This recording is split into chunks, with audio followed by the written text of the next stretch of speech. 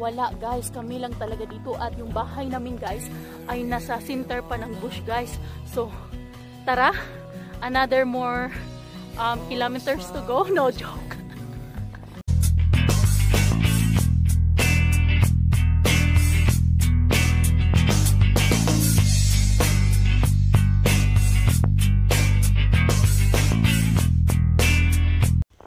Good morning mga kawaka! Tingnan nyo guys, ang field namin guys ay puno na talaga ng snow guys. Kaya ngayon guys ay pupunta tayo. Itutour ko kayo sa madaling maagang morning guys. Snow morning guys. Itutour ko kayo sa aming bahay din guys. Titingnan natin kung ang bahay namin ay may ano na babay guys. May bubong na kasi sabi ng asawa ko ay tapos na daw kahapon. Kaya tara, samahan nyo ako. See you there! Talaga yung snow guys. Wala pang nakatapak dito kundi ako lang. Ako pa ang footprints na pupunta sa aming bahay. Ayan yung footprints ko guys. Ayan, nakikita talaga na mayroong pumupunta dito sa daan. Pero ayan guys, naglalakad pa ako guys ha. Medyo malayo-layo pa talaga yung ano namin guys. Doon pa oh. Kita nyo yan, daan. Ayan, papunta pa yan doon guys. Kaya maglalakad muna ako guys. Pulang-pula na ako guys kasi winter. It means, kung mag-snow na guys, malapit na talaga ang Christmas guys. Hindi na yan mapipigilan. Merry Merry Christmas sa inyong lahat. Diyan, mga kawaka ko, mga kaibigan ko diyan.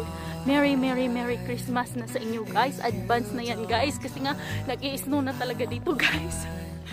Tingnan ko kung ano na ba guys. Tingnan ko yung bahay namin guys. Ayan, paliko na tayo guys. Ayan na siya guys. Kaya hindi pa tayo talaga ano guys, kung tinitingnan nyo guys, tingnan nyo muna mabuti guys ha. Nakita nyo ba na may minibor kami dito guys?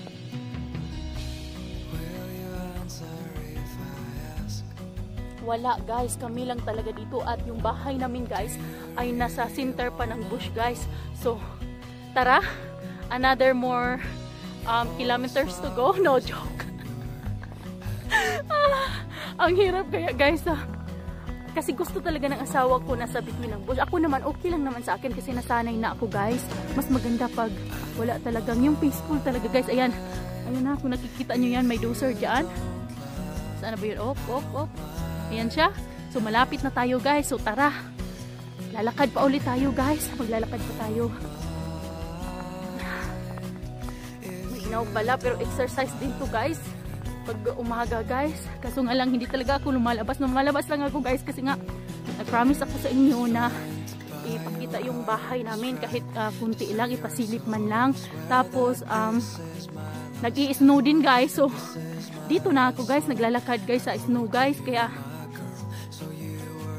tingnan natin kung anong improvement ng aming bahay. Oops, madulas-dulas pa guys. Mas fresh kasi, fresh. Kaya madulas-dulas pa guys. Ayan na siya guys. Nakita nyo na yun guys. Ayun. Yung bubong na yan guys. Yun yan. Yan yung bahay namin guys. Sobrang saya ko guys kasi sabi ng asawa ko itapos na daw. Tapos sabi ko, hala, mag-i-snow pa naman bukas. Sabi niya, yeah, nothing to worry about because the roof is already done. Kaya sabi ko, ay, thank you Lord. Natapos na pala yung bubong guys. Kasi yung bubong talaga ang importante sa bahay guys. Kaya kung umulan man or mag-snow, hindi na mababasa yung bahay. Ano na siya guys? Close na siya guys. Tingnan ko lang. Ayan na siya guys. Ayan, so i-transfer ko lang sa ano guys. Sige, see you there. Guys, yan yung bahay namin guys na pinapatayo guys. Yan ay renovate namin guys. Ayan siya guys. Yan yung bahay. Nakita nyo ba guys? Dito sa Canada guys, or mostly of the country na maginaw guys, kahoy ang ginagamit guys, hindi cement. Pero yung foundation namin guys ay cement guys. Ayan siya guys. Yan yung bahay namin guys. At saka kung tinitingnan nyo guys, walang katao-tao guys. Ayan, bush. Tapos daan namin, tapos mga bush na naman, mga kahoy. Ayan. At yung bahay namin na nag-iisa lang sa gitna ng kabundukan. O, hindi naman kabundukan kasi hindi naman to bundok. Sa gitna ng forest. No. Hindi naman gaanong malayo sa ano guys, sa ano namin, sa road. Ayan siya guys. Yan yung bahay na pinapatayo namin guys. Ayan, nakikita nyo ba?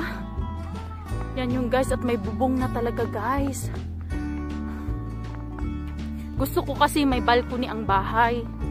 Kaya pinag-anuhan ko siya. Sinabi ko sa asawa ko na at least 1/4 ng bahay ay balcony. Yung porch kasi nga hindi naman to porch, siguro balcony, para naman ay meron kaming ang tawag niyan, mapaglaruan ng anak ko. Maglalaro sila sa balcony guys, lalo na pag wala ang asawa ko guys. Natatakot kasi ako sa mga wild animals. Ayan na siya guys. Yan na yung bahay namin guys. Very simple lang ang design guys. At yung ang kulay niyan guys ay may pagka blue. Yung ano niya, yung bubong niya guys. Ayan siya guys. Ayan na talaga ang bahay namin. Napakita ko na sa inyo. Pero hindi pa siya tapos guys. Hindi pa siya tapos. At yung sinabi ko sa inyo guys na ang tawag niyan, tinanim ko na apple. Ayan siya guys, apple tree. Ako din ang gumawa niyan guys. Ayan. Ayan siya. Wala na, patay na siya guys, pero mabubuhay to next summer time. Ayan siya doon, at saka doon sa kabila. Ayan guys.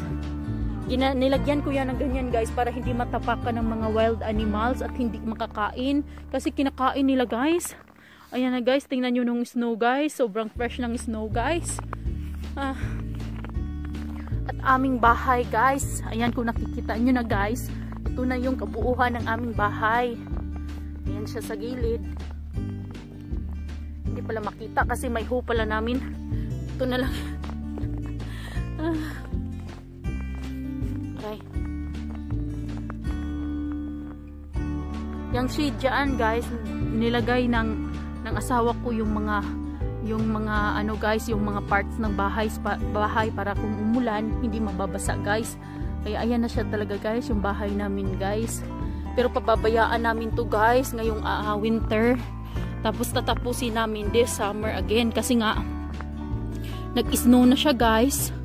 At aalis din kami guys, hindi na maasikaso yung bahay namin. Aalis kasi kami papuntang city na naman guys. Ayan yung kabuuhan ng bahay namin guys.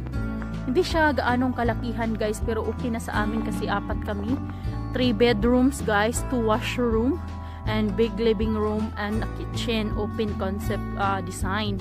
Ako yung nag-design yan guys. At yung ano din guys, yung roof guys. Alam nyo ba guys, pag ganyan pala ang roof ng bahay guys ay mabutiting agawin guys. Kaya pala hindi gaanong maraming ganito ang design sa bubong kasi nga maano pala guys, mabutiti pag i-build kasi ang daming small pieces na ilalagay. Kaya dito ko lang nalaman guys kasi hindi ko talaga alam. Akala ko simple design, madali lang gawin. Hindi pala, natagalan talaga ang gumawa nito sa bahay, sa paglagay ng roof namin kasi maraming mabutiting ano. Ayan siya guys, mayroong ibon na lumilipad doon guys. Anong pagtingin nyo sa aming bahay guys? Wala talaga siyang katao-tao guys. Ayan o. Ayan. So guys, nakikita nyo na yung bahay namin. Ayan na siya guys. Yan na yung bahay namin guys. Malapit na talagang matapos at meron ng bubong guys. Pero hindi natin ito tatapusin this winter guys. Kasi nga pupunta na kami sa Grand Prairie, Babay Farm. And see you Grand Prairie guys. See you City. At ayan siya guys. Yung aming bahay ay naandyan na. Meron ng bubong. Kaya hindi natin to worried na guys. Kasi pag umuulan or mag-snow guys, hindi na pumapasok sa loob ng bahay guys. Kaya yan yung importante sa bahay guys. At saka guys, hindi na ako aakyat sa bahay namin ha, kasi nga wala pang akyatan. Nahihirapan akong umakyat at wala naman doon guys. Yung nandoon lang guys ay mga tools at mga everything guys. Wala pa yung mga design talaga sa loob ng bahay. Kaya pinapakita ko lang sa inyo guys na meron na talagang bubong ang bahay namin. So tinutur ko lang sa inyo guys, at maraming salamat sa panood ng aking video, at see you again mga friends, mga kaibigan ko sa YT, at sa maraming salamat sa pagsuporta sa akin. Maraming salamat at shout out sa inyong lahat, at see you guys next time guys. Bye, thank you for watching, love you guys.